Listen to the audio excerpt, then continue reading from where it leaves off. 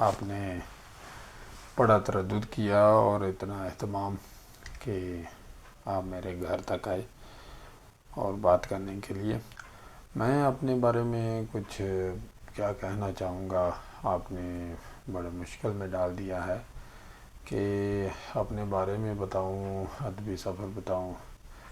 تو احباب جانتے ہیں کہ میں حفظ آباد سے ہوں اور وہیں سے میں نے ادبی زندگی کا آغاز کیا، اور ہمارے دور میں بلکہ ہمارا دور کیا، میں اتنا پرانا تو نہیں ہوں، لیکن وہاں جو مشہور اور بڑے لوگ تھے ان میں اپنے استاد محترم گوہر ابن واسق صاحب، اور جو شاعری میں باقاعدہ میرے استاد تھے، اور اس کے علاوہ جاوید حیات صاحب، بہت ایک اہم شخصیت، اور جنہیں بابائے اردو حفظ آباد یا حافظ آباد کا اقبال کہا جاتا تھا، اور جو محمد حنیف ساکی ایک بہت مشہور شاعر تھے۔ وہ استاد تو نہیں تھے لیکن معاصر تھے اس وقت، بڑے ان کی ایک بزم ساکی انہوں نے بنائی ہوئی تھی اور بڑے مشہور تھے، اور ان کی کتاب تھی سوچ دی سولی پنجابی۔ اردو ان کا مجموعہ نہیں چھپ سکا شاعری کا، جہاں تک مجھے یاد ہے، اور ان کی ایک نعت تھی وہ والی، جدو پڑھاں درود میں ساواں چو سرکار دی خوشبو آندی ہے، وہ بڑی مقبول نعت تھی ان کی، اور اسی سلسلے میں وہ انڈیا بھی گئے، پنجابی میں تھی، اور ایک ان کی قوالی پھڑ ونجلی تے دل تقدیر رانجنا، تیری ونجلی تے لگی ہوئی ہیر رانجنا، بڑی مشہور تھی۔ اور ایک ان کی کتاب، ان کا اپنا جو پسندیدہ ایک کہہ لے کہ طویل نظم تھی، وہ رانو دا ویاہ، وہ انہیں بڑی پسند تھی۔ تو یہ ہمارے تھے دوست، شاعر تھے، اور بڑے بڑے اچھے شاعر تھے، حافظ آبادی تھے، سفیر حیدری تھے، اور عبدالرؤف حیدری صاحب تھے، جنہوں نے اسکول اپنا سسٹم بنایا، ساری عمر لوگوں کی خدمت کی۔ اس طرح بہت سارے احباب تھے۔ نذیر منون صاحب کا خصوصی میں ذکر کرنا چاہوں گا، ان کے ساتھ کافی اچھا وقت گزرا میرا ویسے بھی، اور ایک انٹرویو بھی میں نے ان کا ریکارڈ کیا تھا، ان کی کتابوں پر ایک میں نے آرٹیکل بھی لکھا تھا، اور وہ بڑے قریب تھے میرے، اور ان کا جو نعتیہ، ایک ان کی سیرت کی کتاب بھی تھی، کیا نام تھا اس کا، جمال خاک نہیں، وہ تھی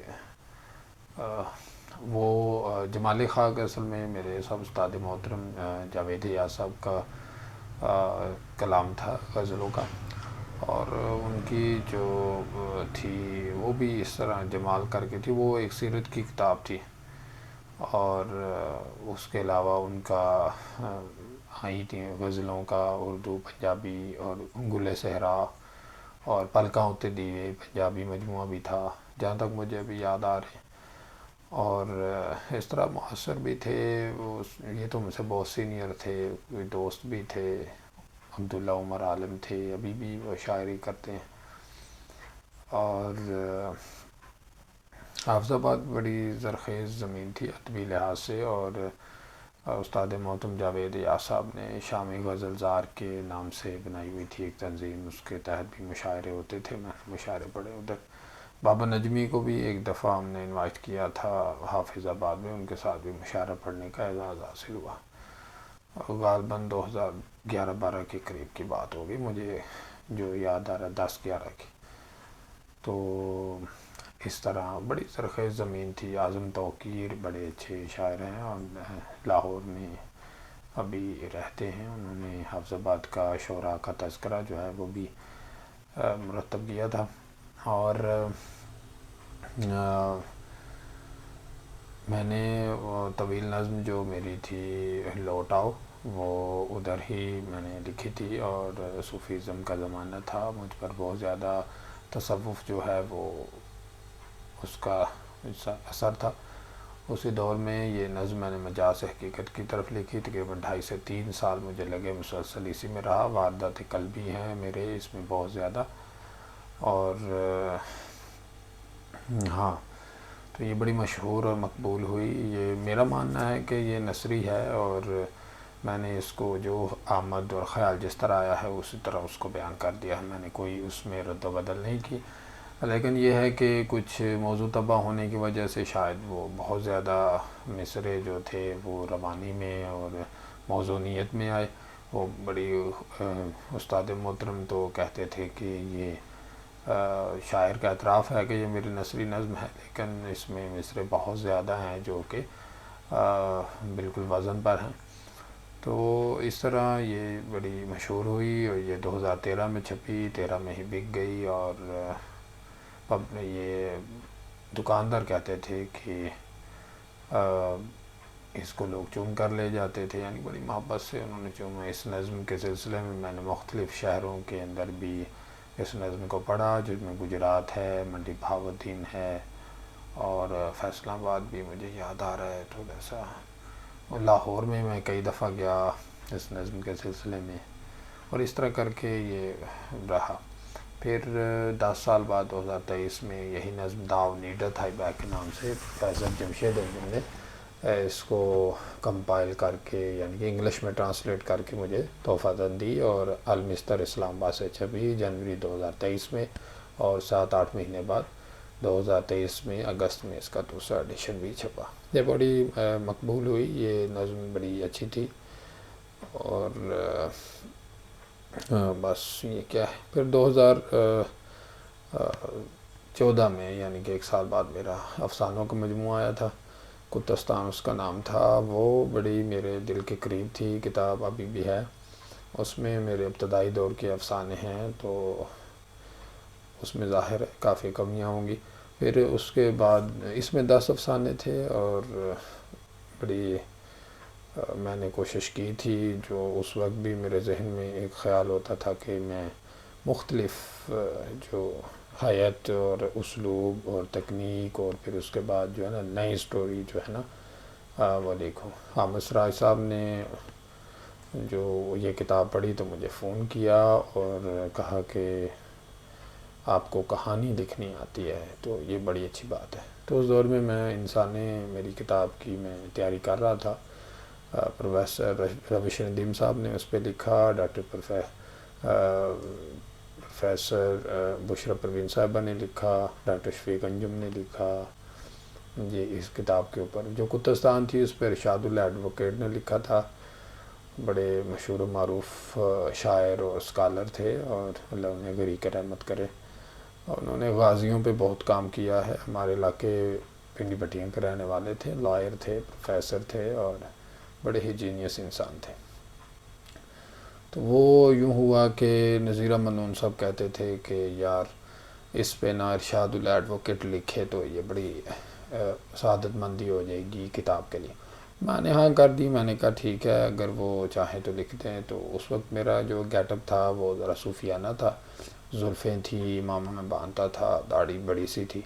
تو اس وجہ سے جب ہم انہیں ملنے گئے، وہ بڑے ایک مہذب سے اور نپے تلے سے انسان تھے. میری ان سے چند ملاقاتیں ہیں. تو انہوں نے ہمیں مغرب کے بعد ملنے کا وقت دے دیا تھوڑا سا. تو ہم چلے گئے. میں نے اسی گیٹ اپ میں تھا، اور مجھے نذیر احمد نون صاحب لے کر گئے تھے. تو نون صاحب نے ہی ان کو میرا تعارف بھی کروایا اور میری کتاب لوٹاؤ بھی پیش کی. میں بھی ساتھ ہی تھا. تو وہ حافظ آباد دال بازار میں بیٹھتے تھے. مخدوم کلینک وہاں ہوا کرتا تھا، شاید اب بھی ہو. تو وہاں وہ ان کے ایک خاص کمرے میں وہ جگہ بنی ہوئی تھی ان کے بیٹھنے کی. بڑے نفیس انسان تھے.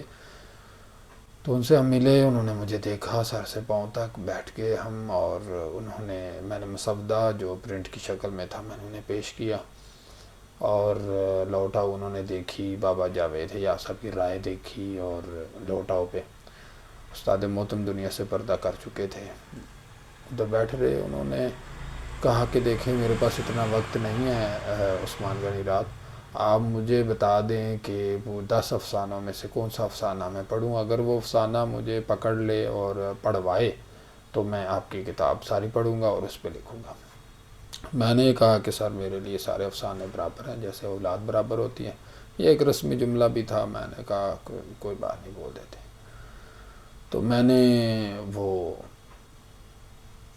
دیا انہیں، اور وہ یہ سن کر انہوں نے دیکھا، پھر لوٹاؤ کو کھولا تو لوٹاؤ کو دیکھا تو کہتے ہیں یار ٹھیک ہے میں لے لیتا ہوں لیکن اس پر مجھے لکھ کر دو۔ میں نے قلم انہیں سے لیا اور وہیں پر لکھا ان کے نام، میں نے لکھ کر جیسے ایک ادبن کتاب بند کر کے بندہ پیش کر دیتا، میں نے پیش کر دی۔ تو وہ میں نے پہلے عرض کی وہ بہت مہذب اور پڑھے لکھے انسان تھے، وہ انہوں نے کتاب کھولی ایسے دیکھا اور پھر مجھے دیکھا پھر دیکھا اور کہتے ہیں کہ یہ ابھی آپ نے لکھا؟ میں نے کہا سر ظاہر ہے اب پہلے نہیں لکھا تو تب بھی لکھا۔ کہتے ہیں یہ مجھے لکھ کر دکھاؤ، تو انہوں نے مجھے کاغذ دیا، کہتے ادھر لکھو۔ میں نے کہا کیا لکھو؟ کہتے جو مرضی لکھیں، میرے سامنے لکھیں۔ میں 16 رائٹنگ سٹائل جانتا تھا، اور وہ ایک خاص تحریر شناسی میں ایک علم ہوتا ہے جو دستخط میں بھی دیکھا جاتا ہے خصوصی طور پہ، تو وہ میں نے پڑھا بھی ہوا تھا سیکھا بھی ہوا تھا، تو میں نے وہ ظاہر ہے پتہ چل جاتا ہے کہ دماغ جو ہوتا ہے وہ اگر آپ کا تیز چل رہا ہو جسم سے یعنی کہ ہاتھ سے، تو وہ تحریر میں خاص قسم کا رچاؤ اور ہوتا ہے، نقشہ اس کا بڑا ہوتا ہے۔ تو میں نے ان کے سامنے لکھا تو وہ بڑے متاثر، پھر انہوں نے مسودہ اٹھایا پھر دیکھا تو انہوں نے وعدہ کر لیا، اور ایسے ہی وعدے کے مطابق انہوں نے 10-15 دن کے بعد کتاب پڑھ کے مجھے لکھ کر دیا۔ میرے لیے بہت بڑی بات تھی۔ تو وہ کتاب چونکہ اس وقت میں ادبی دنیا میں شاعر کے طور پر جانا جاتا تھا، اور کتاب کا نام بھی بڑا عجیب سا تھا، کتستان، تو بس وہ کتاب چھپ گئی۔ تو وہ ادبی حلقوں میں تو اتنی اس طرح ڈسکس نہیں ہو سکی، شاید ابھی ہو، یعنی کہ چراغ ساز کے مقبولیت کے بعد اس پہ آرٹیکل لکھے گئے ہیں اور اس کو دیکھا گیا ہے۔ تو پھر 2015 میں اسلام آباد آ گیا تھا یہاں ایم فل کرنے کے لیے، M Phil P I D, تو یہاں آ کر ادبی ماحول میسر آیا، بہت سیکھا، بہت ہی سیکھا، جس پہ پھر جیسے کہ آپ کہہ رہے ہیں کہ آپ کے ساتھ مختصر نشستیں ہوں گی، تو میں کسی دن وہ بھی علمی شخصیات کا جو تاثر ہے مجھ پر ان پہ بھی بات کروں گا۔ تو آج جو میری علمی ادبی کیریئر پہ بات ہو رہی، تو وہ جو میں نے یہاں آ کر میں نے ایک سارے افسانے یہیں لکھے میں نے 2-2.5 سال میں، اور اس کا میں نے نام رکھا انسان افسانے۔ انسان افسانے یہ میری ایک سمجھ لیں کہ ایک نئی جہت تھی، میں نے علامتی طور پر اور تجریدی طور پر کچھ افسانے لکھے تھے، اور میں ہمیشہ کوشش کرتا ہوں کہ علامت کا ابلاغ جو ہے وہ ایک عام سطح پر بھی ہو، یعنی کہانی جو ہے وہ کہانی بھی رہے اور علامت کے پیچھے کہیں گم نہ ہو جائے۔ ہم جانتے ہیں کہ علامت ایک تکنیک ہے، تو اس تکنیک کو ہی تکنیک ہی رہنا چاہیے۔ تو اس طرح وہ انسان افسانے 2017 میں چھپی، ربیع صاحب نے لکھا، ڈاکٹر شفیق انجم نے لکھا جیسے میں نے پہلے بتایا، اور پھر انہوں نے بھی لکھا، ڈاکٹر بشر پروین نے بھی۔ وہ بڑی میری کتاب اچھی رہی، اور ادبی حلقوں میں اس بھی وہ پڑھی گئی۔ اس میں کچھ افسانے تھے اور افسانچے بھی تھے، یعنی کہ تقریباً 10 افسانے تھے، کوئی 7-8 افسانچے تھے، اس طرح کر کے۔ تو اس میں نے جتنے افسانچے لکھے تھے وہ سعادت حسن منٹو کے ایک افسانچے جیلی سے متاثر ہو کر لکھے تھے۔ وہ یوں ہوا کہ عمر سیال ہمارے دوست ہیں، اس وقت وہ سیکٹری تھے حلقہ ارباب ذوق راولپنڈی کے، اور وہ اپنا ایم فل کا تھیسس کر رہے تھے۔ میں اس وقت ایم فل کورس ورک کر رہا تھا، غالباً 16 کی بات ہے، ہاں۔ تو وہ مجھے وہ I8 مغل مارکیٹ، حلیم گھر والوں کے ساتھ ان کا آفس ہوتا تھا اس وقت، تو وہاں میں بیٹھا ہوا تھا، وہ کام کر رہے تھے، تو سیاہ حاشیے جو کتاب تھی سعادت حسن منٹو کی، اس پہ بات ہو رہی تھی، تو انہوں نے مجھے بتایا کہ یہ کتاب بڑی اہم، ہم افسانے زیادہ پڑھتے ہیں، ہم ان کے وہ جو سیاہ حاشیے ایک افسانچوں کی کتاب ہے، وہ منٹو کی اس طرح سے منظر عام پر ہم شاید اسے دیکھتے نہیں ہیں یا پڑھتے نہیں ہیں، بڑی ایک یونیک سی کتاب ہے۔ تو اس میں انہوں نے مجھے جیلی افسانہ پڑھ کے سنایا، عمر سیال صاحب نے، ڈاکٹر صاحب نے۔ تو جب میں نے اس کو سنا تو میں بہت متاثر ہوا۔ وہ جیلی افسانہ کیا ہے؟ بالکل اس طرح ہے کہ ایک صبح کا وقت ہے، میں مختصر بتا رہا ہوں، صبح کا وقت ہے، اور ویل بیرو جو ہوتی ہے ہاتھ ریڑھی، اس پہ ایک بندہ برف رکھ کے لے جا رہا ہے، اور وہیں اس کا قتل ہو جاتا ہے اور وہ برف گر جاتی ہے اور برف کے اوپر ہی اس کا خون جو ہے نا وہ جم جاتا ہے. تو صبح جو اسکول ٹائم سے پہلے ظاہر ہے یہ مارکیٹ کھلنے سے پہلے برف سپلائی کی جاتی ہے، تو اسکول ٹائم کے وقت 7:30-8 بجے بچے اسکول میں جاتے ہیں ماں کے ساتھ باپ کے ساتھ. اس طرح ایک بچہ ماں کی انگلی پکڑے جا رہا تھا، تو اس نے وہ بلدیہ والے وہ ظاہر صفائی تو اس طرح نہیں کر سکے تھے، لے گئے تھے اس کو مقتول کو، اور یہ وہ تو اس کی جو خون جمع ہوا تھا برف پہ، اس کو بچے نے دیکھ کے کہا کہ ماما ماما دیکھے جیلی، یہاں وہ افسانچہ ختم ہو جائے. تو یہ افسانچہ جو ہے اس نے مجھ پر بہت اثر کیا، اور میں نے پھر وہ کتاب پڑھی، منٹو کو پھر دیکھا، اس طرح کر کے بہت سے. تو وہ میں نے جو 8-10 افسانچے لکھے، جس میں کرچیاں خصوصی طور پہ جو ایجوکیشن سسٹم پہ میں نے لکھا، یا وہ جمہوریت افسانچہ جو تھا. پھر میں نے 2 لائنوں کا افسانچہ بھی لکھا، وہ ایک شعر کی شکل میں تھا، لیکن میں نے دونوں مصرعوں کو اوپر انورٹڈ کوماز لگا کر 2 ڈائلاگ بنا دیے. تو وہ بھی اس طرح کر کے میں نے افسانچے لکھے 8-10. وہ اس کے بعد میں نے افسانچہ نہیں لکھا. تو یہ وہ کتاب تھی. تو اسی طرح اس میں ایک افسانہ تھا 051 کے نام سے. 051 بڑا ایک یوں سمجھ لیں کہ کارپوریٹ سیکٹر اور میٹروپولیٹن سٹیز کے اندر جو جاب کے ایشوز ہوتے ہیں اس پہ لکھا تھا. اور اس میں نہ چاہتے ہوئے بھی میرے اندر کہیں کوئی کمپیریزن ہے، مجھے پتہ نہیں ہے کیسے چیزوں کے درمیان کمپیریزن آ جاتا ہے. تو اس میں ماں اور جاب یعنی کہ نوکری اور ماں کا کمپیریزن شروع ہو گیا اس افسانے کے اندر. تو ڈیفینیٹلی وہ افسانے کی بنت ایسی تھی، خود بخود جو ہے نا وہ ماں ہار گئی اور وہ جو نوکری تھی وہ جیت گئی. تو وہ بھی بڑا ایک میرا اہم افسانہ تھا. پھر اس میں ایک دھبے ایک افسانہ تھا، سٹگماس، یعنی کہ سوسائٹی میں کچھ ایسے لوگ ہوتے ہیں جو اپنے منصب سے ہٹ جاتے ہیں، تو اس کو میں دھبے کے طور پر میں نے لیا. وہ ہم سب پہ بھی وہ افسانہ شائع شدہ ہے. اس میں بیداری کے خواب اور تعبیر کے دھبے، یہ انہوں نے ایڈیٹر نے خود ہی اس کا نام چینج کر دیا، میں نے دھبے ہی بھیجا تھا. تو وہ اس افسانہ وہ میں نے ایک خلیل جبران کا ایک افسانہ ہے، میرے ذہن میں نام نہیں ہے، وہ ایک عدالت میں ہے، وہی عدالت کا سینیریو میرے ذہن میں تھا، تو وہ میں نے اس کو لکھا. تو وہ افسانے میں ایک نوجوان کردار ہے جو کٹہرے میں کھڑا ہے، اور وہیں ساری ڈسکشنز ہو رہی ہیں، اور اسے پھر ظاہر ہے وہ سارے سسٹم کی ایک ایک چیز پہ بات کرتا ہے، اور اسے جیل ہو جاتی ہے، وہاں سزا ہو جاتی ہے. تو وہ کہتا ہے روشنی کو روکا نہیں جا سکتا، اس طرح کر کے یہ وہ ایک تھوڑا سا انقلابی سا افسانہ تھا. تو اس طرح اس میں بڑے اچھے اور بھی میرے افسانے تھے. انسانی افسانہ جو تھا وہ بنیادی طور پہ افسانچہ تھا، اور بڑا وہ ایک عجیب وہ افسانہ میرے ذہن میں سٹوری تھی، لیکن مجھے سمجھ نہیں آ رہا تھا کہ اس کو شروع کیسے کروں. تو ایک دن میں ڈبل روڈ پہ ہم رہتے تھے نسیم پلازے میں، تو وہاں سے میں جا رہا تھا اسلام آباد کی طرف. تو اسلام آباد اور ڈبل روڈ یعنی کہ اسٹیڈیم روڈ کے درمیان جو سگنل ہے وہاں ہم کھڑے تھے. تو وہاں اب تو نہیں ہے، اب تو بڑی تبدیلی آ گئی ہے. وہاں پہلے ڈھول والے بیٹھا کرتے تھے سنہری اور اس طرح کے ریڈ قسم کے کپڑے پہن کے، تو وہ ڈھول پیٹتے تھے یا خوشی کے لیے لوگ انہیں لے جاتے. تو وہاں میں بیٹھا ہوا تھا، تو یعنی موٹر سائیکل سگنل آف تھا، ریڈ تھا، تو کھڑا تھا. تو پاس ہی وہ ڈھول والے تھے. تو ایسے جیسے ایک رائٹر دیکھتا ہے ہر چیز میں اپنے افسانوں کے یا کہانیوں کے کردار ڈھونڈتا رہتا ہے، تو وہاں انہی کے ساتھ ایک بلی بیٹھی ہوئی تھی. تو وہ میں نے بلی کو دیکھا، تو گمان مجھے گزرا کہ مجھے اپنی لائن ملی ہے. تو وہیں سے میں نے پہلی لائن اٹھائی، وہ بلی بیٹھی تھی.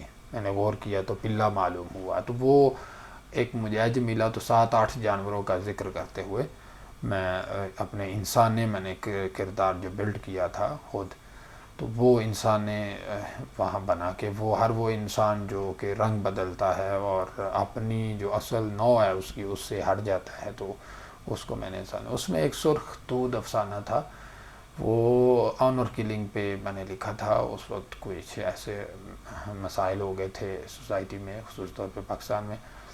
تو وہ میں نے 39 پیجز کا 39 صفحات کا میں نے افسانہ لکھا تھا. اور افسانہ میں نے لکھا تو میرے دوست تھے ملک سلیمان. بڑے جینیس آدمی تھے، وہ ایک گلف کے تھنک ٹینک میں کام کرتے تھے، تو بہت لٹریچر کا مطالعہ تھا، سیاست کا اور اس طرح سماجیات کا. تو ان کو میں نے کال کی، غالباً ویکینڈ تھا، تو وہ اسٹیڈیم روڈ پہ ہی ہمارے ساتھ ہاسٹل میں، وہاں دوسرے ہاسٹل میں رہتے تھے. تو وہ آگے، تو ہم نے نواشی پارک میں بیٹھ کے میں نے انہیں افسانہ سنایا 39 صفحے کا. انہوں نے افسانہ سنا اور چپ رہے، اور مجھے کہتے ہیں کہ یار افسانے کا تھیم اچھا ہے لیکن یہ بہت طویل افسانہ ہے، تم اگر اسے کاٹ سکو تو کاٹ لو، تھیم نکال لو اس میں سے. تھیم یہ تھا کہ اگر عورت آنر کلنگ پہ قتل کرنا شروع کر دے، کلنگ کرنا شروع کر دے، تو ہر گھر سے بھائیوں کی لاشیں نکلیں، مردوں کی لاشیں نکلیں. تو یہ اس کا تھیم تھا ایک. تو وہ سرخ دودھ، میں نے اس میں جو سارا علامت ہے اور جو اندر کے جذبات ہیں، وہ دودھ کے ابلنے سے، دودھ ابل رہا ہے جو چولہے کے اوپر، اور اس طرح کر کے وہاں سے سارا، وہ لڑکی جو کھڑی ابال رہی ہے دودھ، وہ سوچ رہی ہے اور سارا سینیریو اس کے دماغ میں گھوم رہا ہے. تو وہ میرا افسانہ، میں نے اس کو 39 صفحے سے کاٹ کے 2 صفحے کا کر دیا. تو وہ 2 صفحے کا وہ افسانے سے افسانچہ ٹائپ سمجھ لیں بن گیا.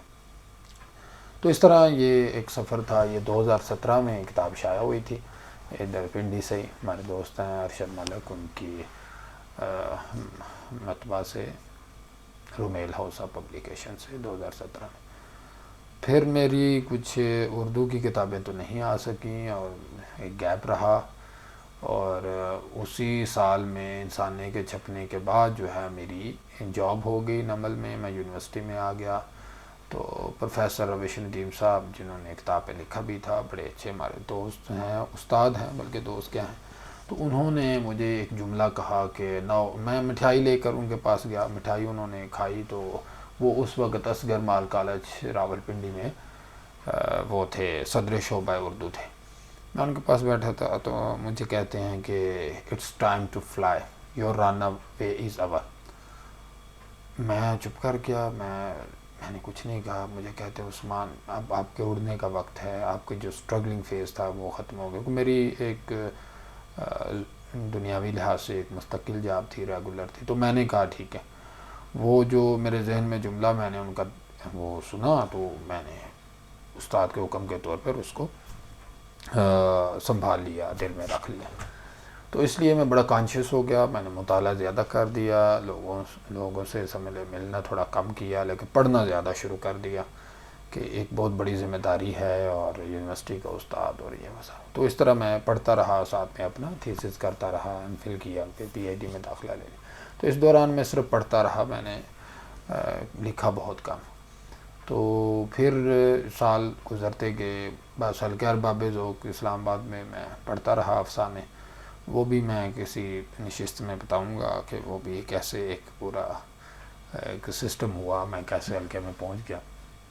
تو میں نے پھر میری جو ہے نا 4 کتابیں انگلش میں آئیں، اور غالباً 22-23 میں، یعنی 21-22-23 میں کتابیں وہ ساری امیزون پہ پبلش ہوئیں، جن میں شارٹز اینڈ شیڈوز تھیں، شارٹ سٹوریز تھیں، اور سیکریفائس اینڈ ٹروتھ تھیں، 3 شارٹ سٹوریز تھیں، اور گنز اینڈ کڈس ایک نویلا تھا، وہ مجھے بہت پسند تھا. وہ بنیادی طور پہ امریکہ کے اندر ایک اسکول میں بچے نے اساتذہ کو قتل کر دیا تھا گولی مار کے. تو اس کی میں نے ریسرچ کی تھی، تو مجھے پتہ چلا کہ وہ کس طرح سے بچوں کے اندر جو گن شوٹنگ کا شوق ہے. تو وہ وہاں سے میں نے یہ کہانی لکھی گنز اینڈ کڈس کے نام سے.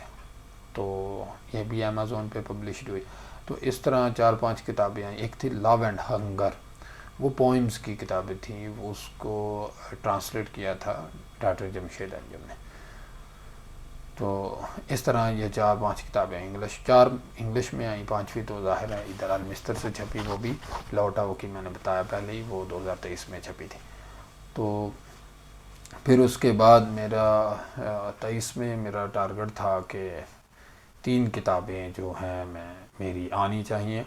اس کی وجہ یہ ہے کہ میں نے ایک انٹرویو سنا، اور شاہ رخ خان کا، پتہ نہیں یہ مثال دینی چاہیے کہ نہیں، بس انسپریشن کے لیے انسان کہیں سے بھی کچھ بھی سیکھ لیتے. میں نے شاہ رخ خان کا انٹرویو سنا کہ ان کی 3 فلمیں آ رہی ہیں 2023 میں. جنوری میں آ رہی ہے ان کی پٹھان، اور اسی طرح کر کے جون جولائی میں آ رہی ہے ان کی مئی جون میں جوان، اور سال کے اینڈ دسمبر پہ آ رہی ہے ڈنکی۔ تو میں نے کہا کہ یار دیکھیں، ایک 57-58 سال کا 56 سال کا ایک شخص ہے اور اتنی محنت کر رہا ہے، ہمیں بھی زیادہ کم۔ میں نے کہا خود سے، میں نے ایک ارادہ کر لیا کہ میں اس سال میں میری 3 کتابیں آنی چاہیے۔ تو میں نے پھر محنت شروع کر دی، 22 سے میں کر رہا تھا، ایک ناول میرا چل رہا تھا آہستہ آہستہ، اس پہ میں 2.5-3 سال مجھے ہو گئے تھے، تو وہ بھی تھا، اور اس سے پہلے میں نے یہ بنایا ہوا تھا ذہن کے اندر ٹارگٹ۔ تو ہاں، تو وہ ایک تو میرا وہ ناول جو تھا کمپلیٹ ہوا، وہ میں نے دیا تقریباً جون جولائی میں، ہاں، پبلشر کو دے دیا، یہی چراغ ساز، جس پہ بھی میں بات کروں گا۔ پھر وہ میں نے ایک کتاب تھی، وہ ناصر باسنیر کے خطوط کے، میں نے کمنٹری کہہ لیں یا مختصر اس کے نکات تھے، بڑے اہم نکات تھے، وہ میں نے سارے خطوط سے سوالات اور جوابات اور اس طرح کی جتنے بھی اہم چیزیں تھیں، وہ میں نے اس کو بڑی باریکی سے نکال کر ایک تنقیدی کتاب سمجھ لیں کہ کتاب جیسا وہ بنا لیا۔ اور ایک کتاب تھی، ہاں، ایک تو جنوری 2023 میں وہ انگلش والی آ گئی، داؤ نیڈ اے تھائی بیک۔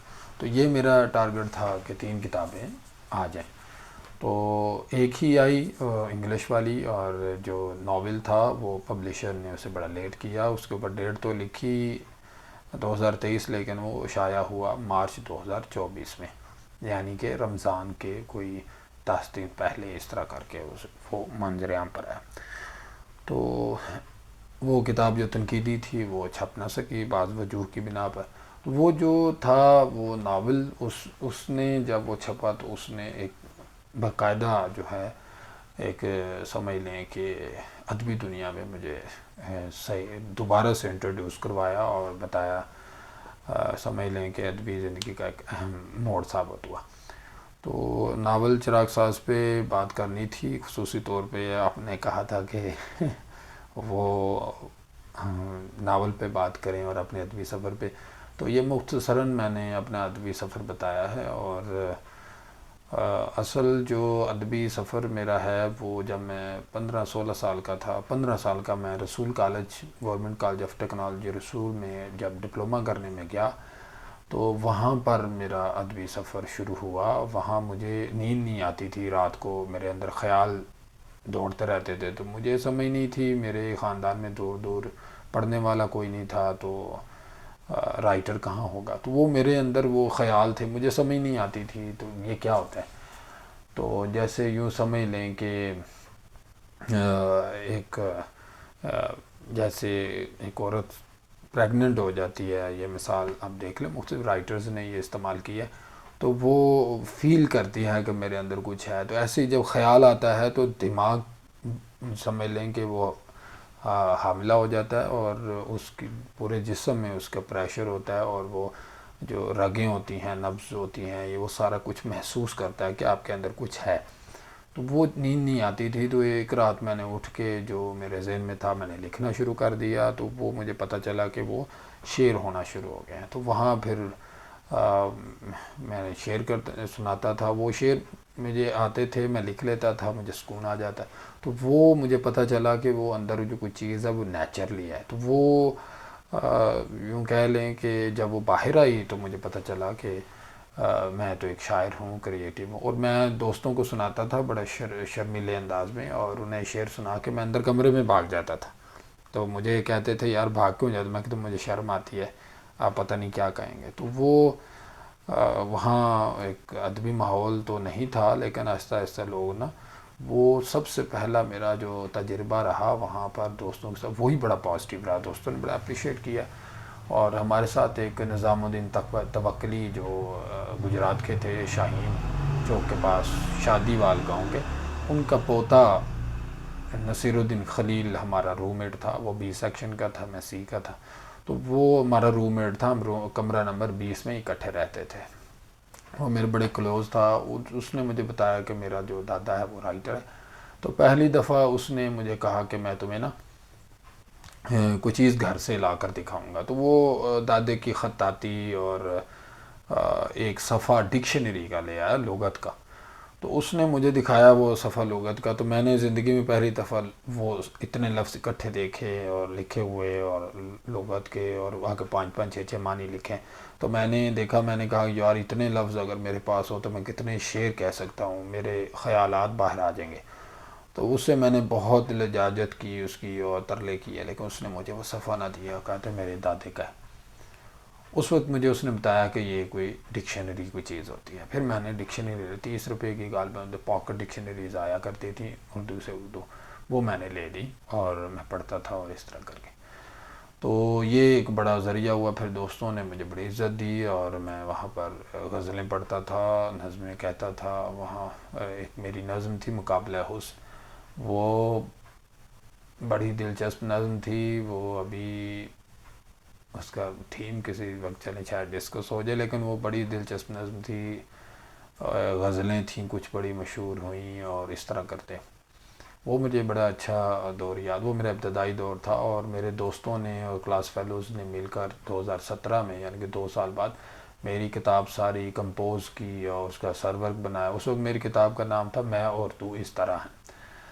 تو بس وہ اللہ کی کرنی ایسی ہوئی، اور اچھا ہوا کہ وہ کتاب نہیں چھپی. ابھی بھی میرے پاس ڈیٹا شاید کہیں پڑا ہو. تو حافظ تھے ہمارے دوست، وہ منڈی بہاؤالدین کے، ایک توقیر تھا، ایک حافظ دوسرے کا نام مجھے بھول رہا ہے. تو انہوں نے، اور ایک اعجاز لڑکا تھا، انہوں نے بڑی عزت اور تکریم کی. گھر لے گئے مجھے. وہ بورڈنگ اسٹوڈنٹ نہیں تھے، ڈے اسکالر تھے. میں بورڈنگ تھا، رسول کالج ہاسٹل سر سید میں رہتا تھا. تو وہاں انہوں نے بڑی تکریم کی. تو یہ سارا معاملہ ہوا. وہ چھپی نہیں لیکن. تو یہ ایک 15 سال سے سمجھنے چلا. اس کے بعد پھر میں نے مسلسل پڑھنا شروع کیا. وہ رسول کالج کی جو ایک ٹف لائف تھی، اس نے میرے اندر کافی زیادہ جو ادبی نشو و نما پیدا کی، وہ بڑی ایک اہم اور سنگ میل کہہ لیں کہ اس کی حیثیت. اور طرح طرح کے لوگوں سے ملنا. وہاں ایک لڑکا تھا، ایک عقیل، وہ بھی شاعر تھا، بڑا اچھا شاعر تھا. ایک اور تھا لڑکا، وہ فیصل آباد سے غالباً تھا، وہ مجھے اس کا نام بھول گیا. وہ بلیک سا تھا بہت، وہ بڑے اچھے شاعری پڑھتا تھا. لوگوں کو اس کا مطالعہ بہت زیادہ تھا، اقبال کا بھی. اور تو یہ مکمل سمجھ لیں کہ ادبی سفر کے دوران یہ شروع میں یہ چیزیں رہیں. تو پھر اس طرح کرتے کرتے شاعر ہو گیا، پھر فکشن نگار ہو گیا. اور میں نے بڑا سوچ سمجھ کے فیصلہ کیا کہ مجھے شاعر کے طور پر شناخت نہیں بنانی، فکشن نگار کے طور پر بنانی. اس لیے میں نے مشاعرے پڑھنے بھی چھوڑ دیے، میں جانا ہی چھوڑ دیا. خواہشیں ہوتی رہیں، لیکن میں نے پھر خود کو روکا بھی، اور دوستوں نے سمجھایا بھی. تو اس لیے یہ بہترین چوائس رہی میری کہ میں فکشن نگارتا ہوں. تو انشاءاللہ بہت شکریہ آپ کا، آپ آئے. تو میں انشاءاللہ نا اگلی نشست آپ جب کریں گے تو ہم ناول پہ بات کر لیں گے. بہت شکریہ، مہربانی. السلام علیکم.